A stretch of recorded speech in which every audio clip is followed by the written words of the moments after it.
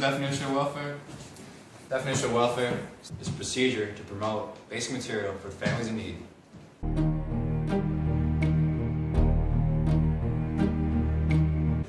Welfare has grown dramatically after the war on poverty in the 1960s. The federal government operates around 80 different means-tested welfare programs that provide cash, food, housing, social services, medical services to the poor and low-income families out there. Welfare spending continues to swell, and the poverty rate has been constant for the past 5 decades. Total federal, state, and local governments are spending on these programs are reaching up to $1 trillion annually. Welfare should be more reformed to self-sufficiency for work because the spending of money is outrageous. And due to the people who are trying to have welfare for a long time, even though it's a policy, it's a policy that's supposed to get you back on your feet. What should be done? We should place a cap on total welfare spending so we don't spend too much or too little for the policy itself. And the educational support for the children as the parents need to find a job and don't have the money to support their children right away should be changed for their needs, not just the family.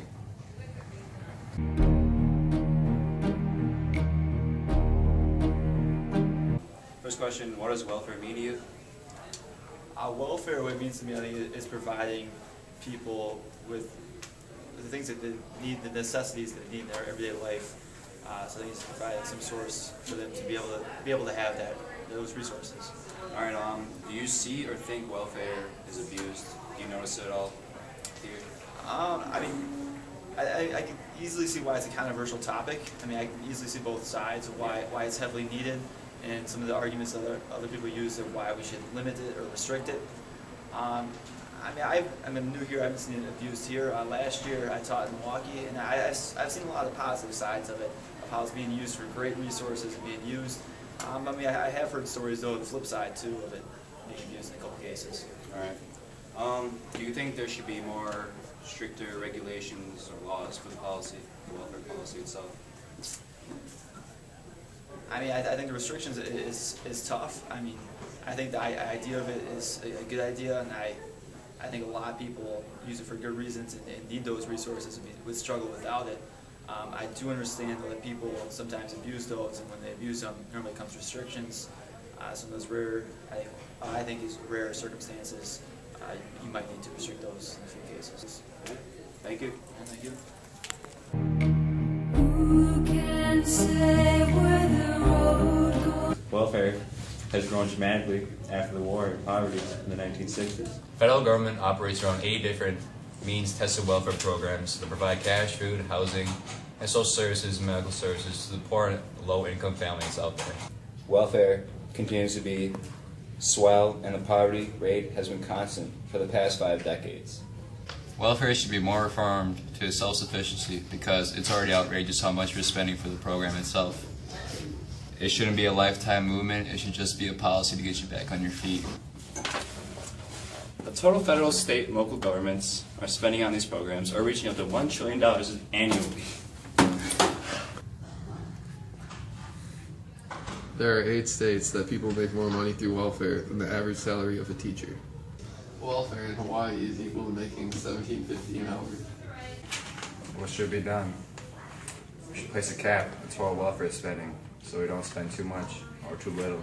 Where the day flows only. Utah instituted a new policy of welfare drug testing recently, and we now have data on exactly how the first year of it went. So in the period between August 2012 and July 2013, they did a number of tests actually, and we're talking specifically here about applicants to the Temporary Assistance for Needy Families program, one of the welfare programs available in Utah.